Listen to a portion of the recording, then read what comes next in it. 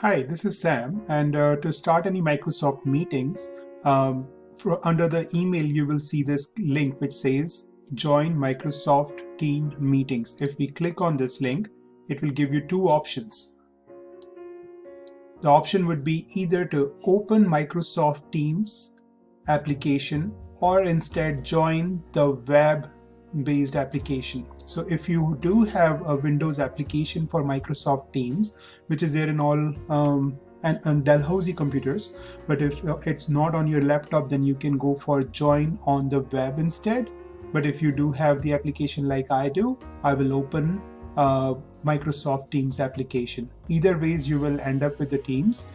Once we click on this, you can see it opens the meeting. You can already choose that do you want the web camera on or off. This is the desktop application. The web application might be a little different.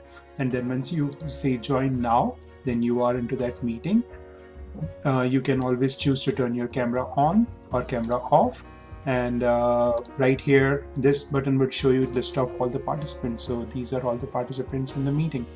So that's how we join the meeting and hang up.